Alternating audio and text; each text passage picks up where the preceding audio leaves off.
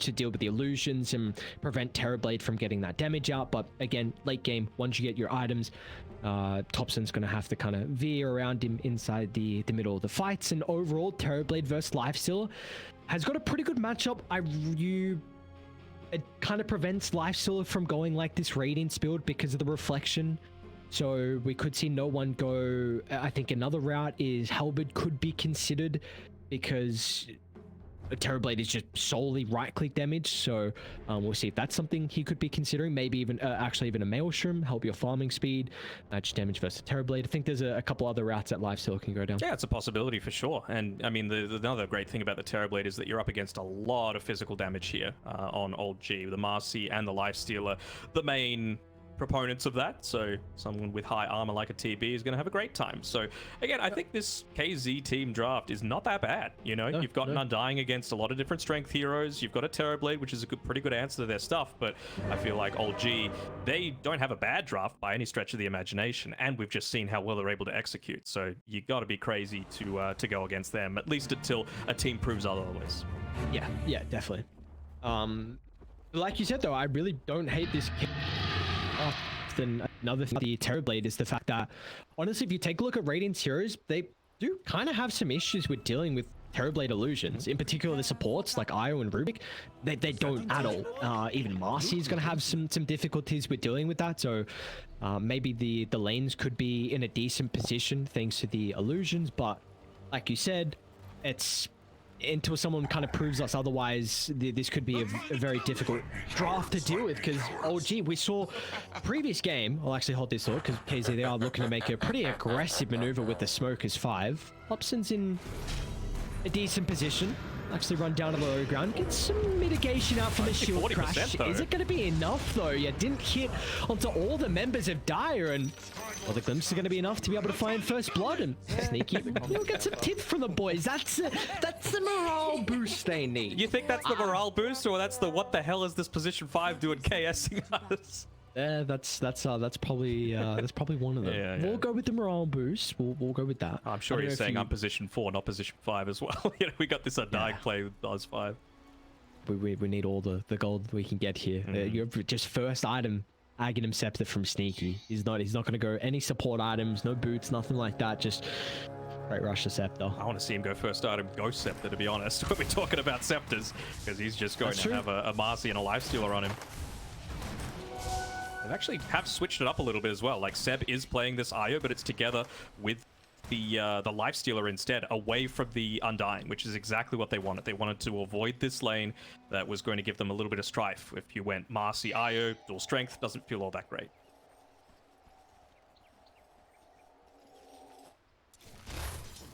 How do we feel like this mid matchup's gonna go between Topson and G2I though? Both kind of the Primal Beast and the Pango can make some pretty early rotations. Primal Beast before the 6, but even then, once you get that 6, makes it a little bit easier. And of course, for the Pango, kind of needs that Rolling Thunder to maybe get active on the side lane. So, is that what we're expecting between the two mid laners?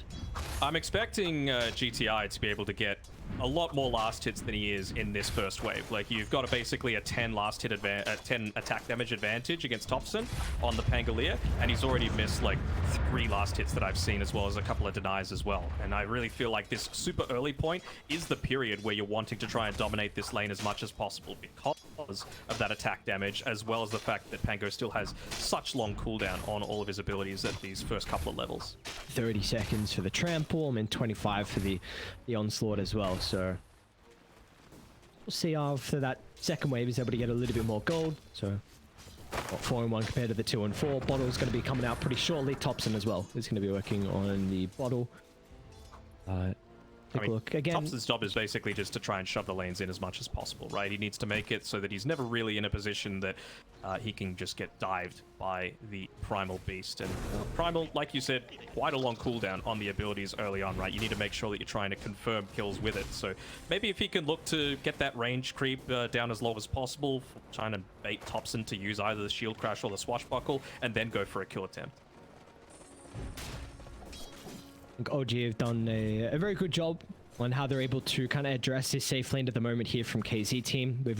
We saw early on in game 1, they went straight away for the pulls, and it's going to be no different in this lane. So Rezo's been able to find his level 2, and Kitrak did a really good job as well to be able to block the repull from that small camp. Might be able to get it now, but yep, Kitrak once again is in a pretty good position. Looks like they'll only get the banner creep. It's still pretty important though, right? That's a lot of gold that's going away if you're just going to let it get picked up. But I'm sure Kitrak, he's just going to, I was about to say, he might hold the Fade Bolt so that he was able to get that last hit. It's a big gold injection for a Rubik. It looks like it's going to just die back off from the Undying. Yiget's doing a good job of being able to protect these pulls from happening. That's one of the big weaknesses of the Undying, right? No. Are you going to do a Thompson? Going for it. A lot of damage out of the Swashbuckle. Going to be the uproar. It's not going to be enough to keep him alive as Thompson gets the kill. Resolution's going to be able to reward him, and we see Thompson instantly is looking to try and shove that lane out. He's got some water runes to pick up, but also importantly, once you get the creeps onto the tower as fast as possible to prevent the Primal Beast from getting the golden experience once he's able to rejoin the lane. Should only miss one creep though on the Primal, so not the worst. There might be in some trouble. Oh, okay, they got it. I thought the stomp from the Centaur Conqueror actually was able to get the finishing blow, but not the case. OG with their second kill. And with that as well, look at what happens immediately. Kitrak's like, all right, let's not look to go into this lane once again. We want to avoid the Undying as much as possible. And they're just going to pull this one behind the tower and give Rezo even more of that free farm for himself. I mean, that's the thing I was saying before, right? Undying, no stuns, great laner, so just don't lane. There's nothing you can do to stop it. And meanwhile, bottom lane, it does look like it's going pretty well so far from KZ team. Mr. Luck. Of course, we saw him in the previous game on the Timbersaw. This time it's going to be the Snapfire, trying to replicate what Resolution was able to do previously for OG. He's off to a good start, 20-7 compared to the 15 last hits from no one. I mean, even up on the top side, right? Milky's having a pretty good time as well. He's been able to get a pull off for himself. He's topping the net worth right now. And that's kind of what you expect whenever you've got an Undying lane, right? You're going to have a one-to-one matchup, and it's a matchup where you're up against someone that's got pretty much exclusively physical damage. So TB's going to be able to free farm for this first little bit. You got to be happy with this though, right? Like Kitrak completely dragging the Undying out of the lane. Is this not exactly what you want as a support player? Yeah, I mean, you just want to get that level 6 up immediately for Rezo, because once these team fights start to break out, he's going to have that really early unleash. You could deal with a tombstone really easily. It's quite nice. See, that's the important thing out of the early gold from Kitrak. Looking to invest into the boots with that movement speed. Yes, the Undying gets a lot out of the decay, but kind of his extra damage comes out from actually being able to slap people, and unable to do so without his movement speed. So he too will probably save up for his own boots. Has 400 gold in the bank here for the Undying. Although he's built up about half a level lead in terms of experience.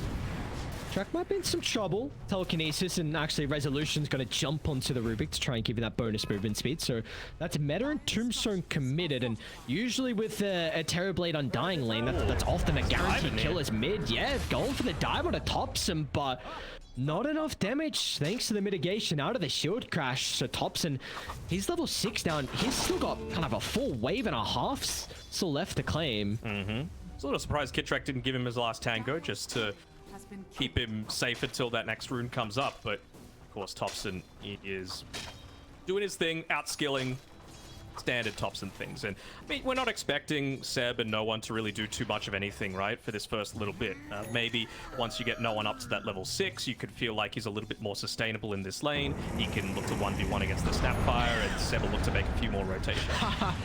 He's actually going to go for the Primal Beast. I thought he was going to use the Rolling Thunder to try and secure the rune, but not the case. He'll snag it too late.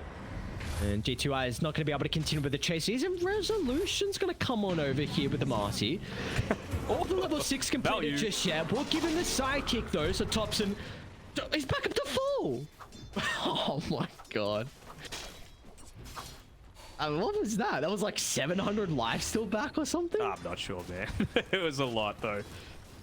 Power of that Marcy, huh? But again, TB was left solo during all of that, and you really can't let this TB get super out of control. It's still a really good matchup against both the Lifestealer and the Marcy. You would think until Marcy gets into like the BKB basher for herself, and then she could really start to maybe make his life a little bit more difficult.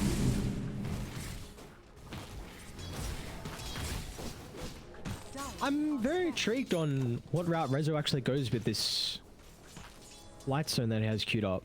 not really. I mean, you've already got the Orb of Corrosion on the Pango.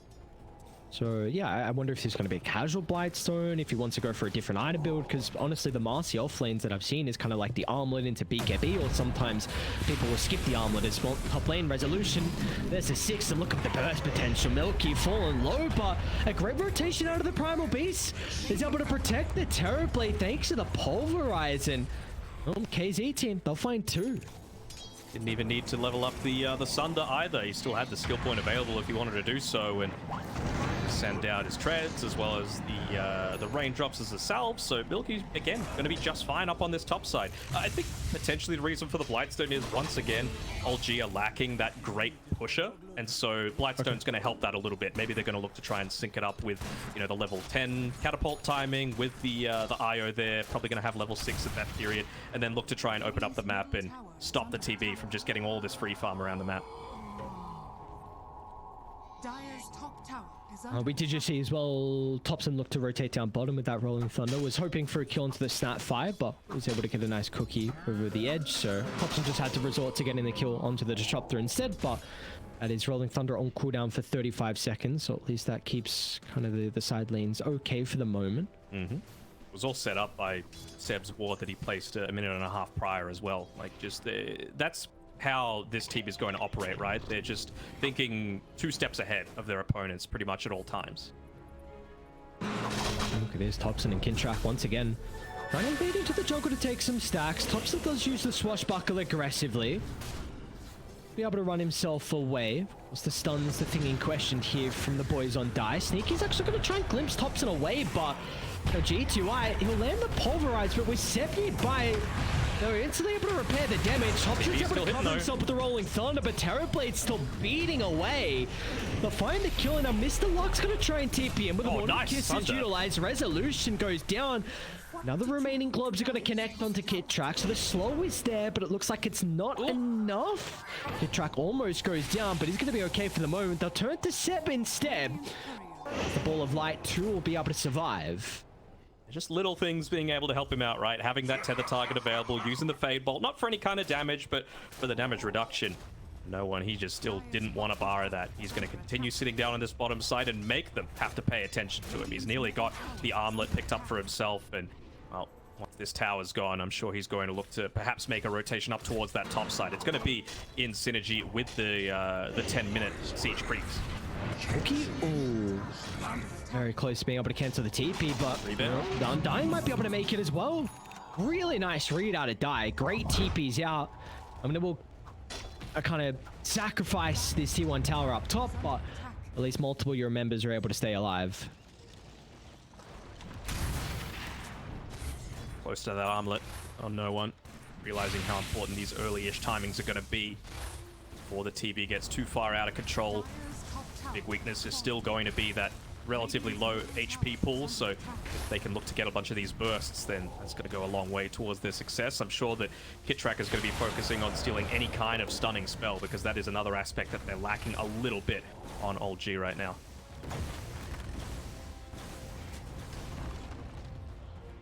Well, it's going to be nice to OG able to open up the map a little bit.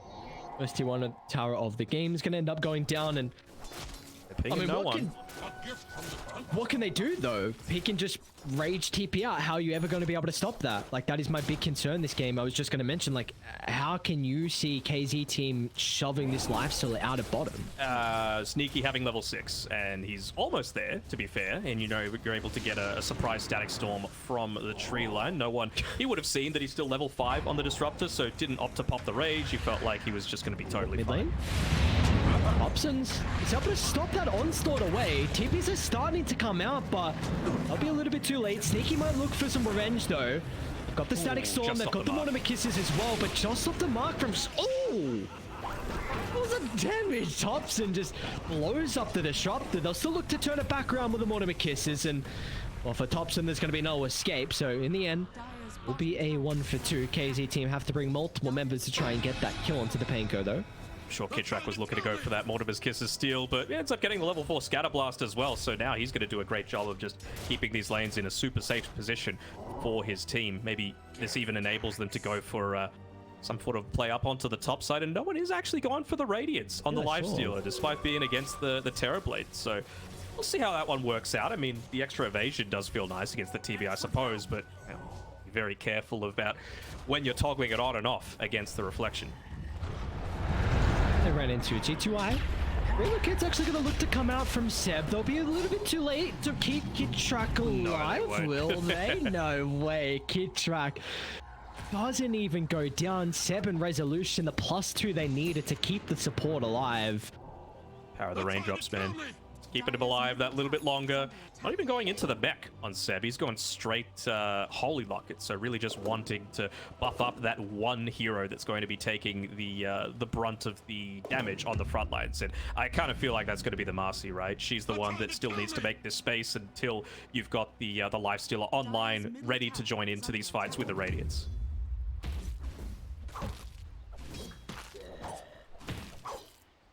We'll see smoke coming out from OG though. It's going to be Kitrak and Topson in combination together.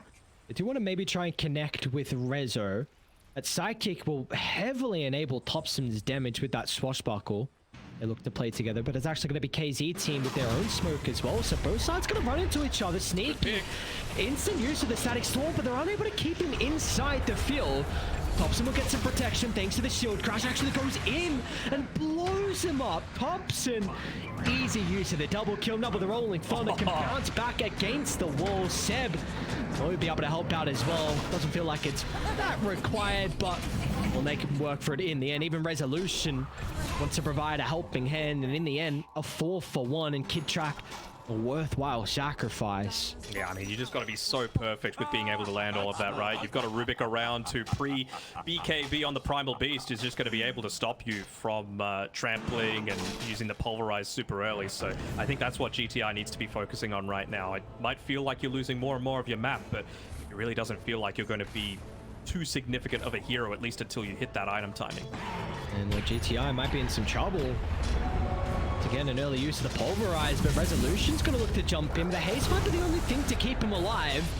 He's actually looking for the kills instead of trying to escape him. That'll force out a defensive use of the relocate. Seb a little bit cautious of maybe some extra follow-up potential to bring down Topson. Pretty ballsy attempt by GTI, to be honest. I thought he was a dead man walking, but yeah, really, he knows better than me and able to get away. Again, forcing those things that are going to slow down the game a little bit, like the relocate, is a big plus for them, right? They're waiting for the BKB. They're waiting for the TB to get into this Skadi because it makes all of the kiting so much more effective. It makes the healing aspects from the Marcy as well as the IO not anywhere near as potent. So I think that's going to be a huge timing if they're able to stall it that long enough. Hopefully it's not too long of a pause. Hopefully the 1 minute is not a lie. If it is, I'm gonna have to do some... Gonna lay the hammer down? Yeah. I didn't want to... You know, that's usually I leave that one up to the admin, but sometimes it has to be done.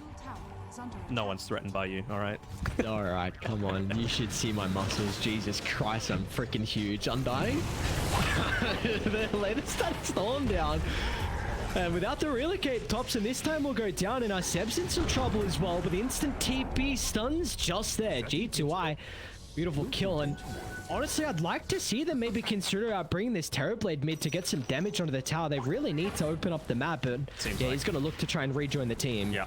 Sneaky went for his 4th kill steal of the game with that last glimpse there. He's been able to snare a few of the ones, and I'm sure they're kind of kicking themselves. First blood gold went to him, and a couple of streaks prior to that. So, you know, the Disruptor's loving life, but you know, I kind of feel like this sort of thing needs to go over to the Primal Beast if you can get it. But that tower going down, certainly going to help things. That's huge, yeah. Like, I know we're kind of speaking about some extra things here, hoping to get the kills on the cause, but regardless, you get a lot of gold, a lot of experience, but that T1 tower in the mid lane in a game where you don't really have the greatest ways to take objectives. Like, all your other cores struggle with that. It really just comes down to like your Metamorphosis usage, and if the Terrorblade is nearby if a fight breaks out. Yeah. He might be in some trouble though, because Radiant do still have this Cliff Ward, so they're aware of Oh, the stun! Oh no, the Centaur Conqueror. Come on, man. Once again, he's getting involved, and now Dire, they're starting to move over. He was trying to snipe that courier, but good micro coming through from the TB. Losing that ultimate orb would be pretty huge. I mean, it gives you a good amount of stats coming through, an extra 200. P2I, is he going to go for this? He's going to try and connect. Telekinesis is going to be there. Do they have a way to address the tombstone, though? It's in a pretty good position. Nicely done, Seb. No one's going to try and turn to address G2I. They're not going to have the damage for the moment, but still OG want to try and re-enter the fight. Thompson looking to utilize the Rolling Thunder, but there's going to be no damage follow-up at the moment. It's just himself to try and secure the kill, but Thompson's like, boys, Kind of on your own there, Thompson. I've gone deep and I need some help, and well, he won't find the help. Oh, not yet, not yet. I mean, no one even himself joined into that fight, but it really doesn't feel like he's in a position quite yet to do so. We're a little bit short of the cooldown of the glimpse to be able to stop that TP back towards the bottom side, but at least he's got his Sacred Relic, right? He felt like that would have been the extra damage to be able to burst someone. Ooh, I don't know about this. Resolution on a pop the BKB and the Unleash to get the kill onto the Disruptor, so pretty hefty cooldown now for the Marcy to play with. You know, maybe he thought that he'd gotten all of those KSs, that he just wanted that sweet, sweet streak gold, you know? How much did he get? 266, so a little bit of gold. The worst indeed. I mean, he's 30 net worth, and honestly, he's been farming incredibly well here on the Marcy, all things considering. The fact that he's so close to the Terrorblade's net worth, and we've seen Milky, I mean, he's 2-1-4 at the moment on the TB. Yeah, and the big thing is that they've been able to push the TB back towards his ancient camp. What's no one doing? Yep, he's killing the ancient camp. It's already been blocked up. He's now got his Radiance as well. I'm sure they've just pinged that out as well, that they're going to have to look to deal with that. So when he joins into the fights, I'm going to be watching him, seeing if he's got that Radiance disabled, and then as soon as that reflection goes out, then looking to queue it up. That though, Philosopher's Stone through. Wonder who's going to be the one to pick that one up. You would have to assume Zeb.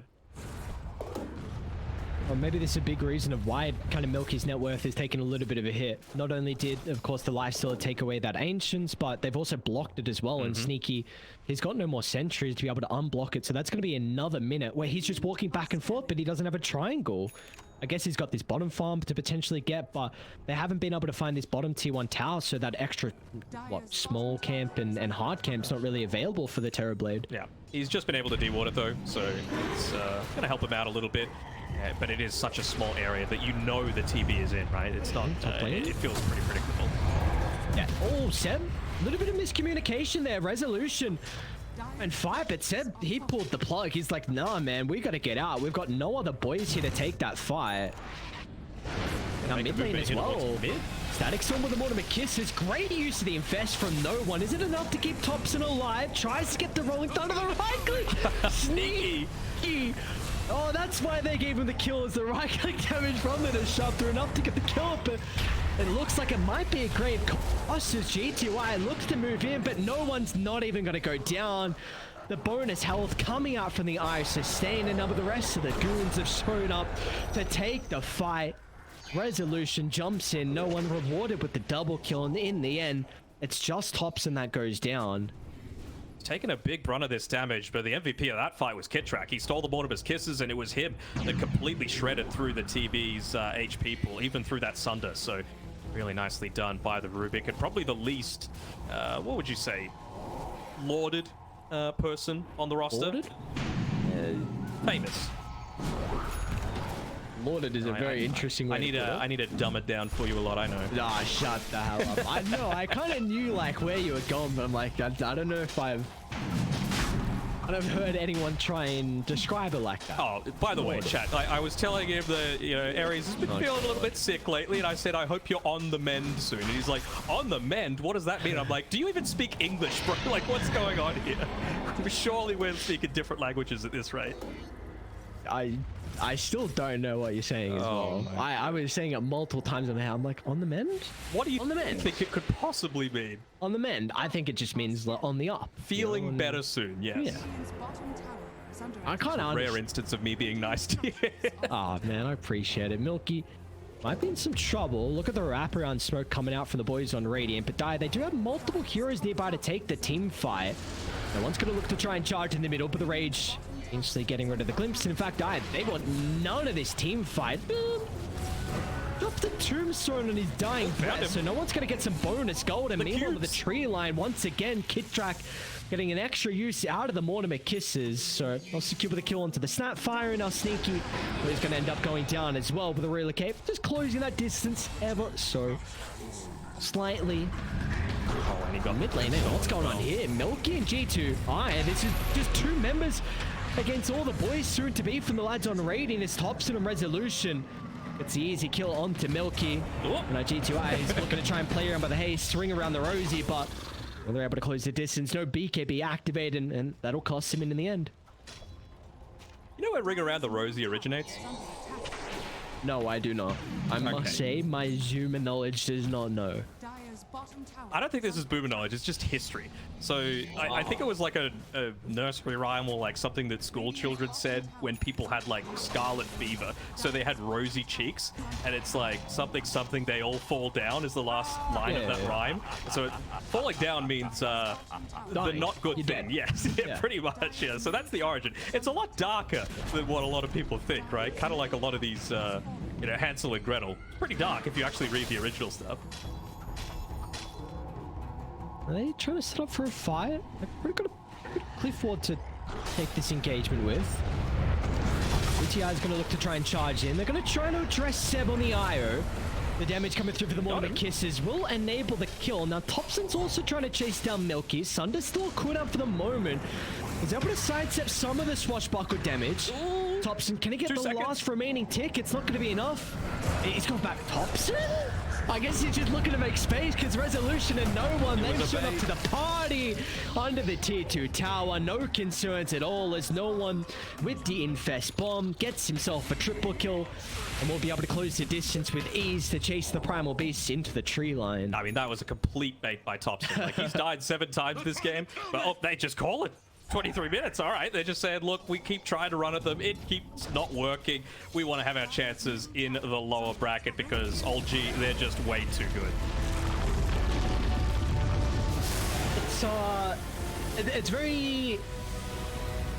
It's very fun to watch how OG are able to play the map at this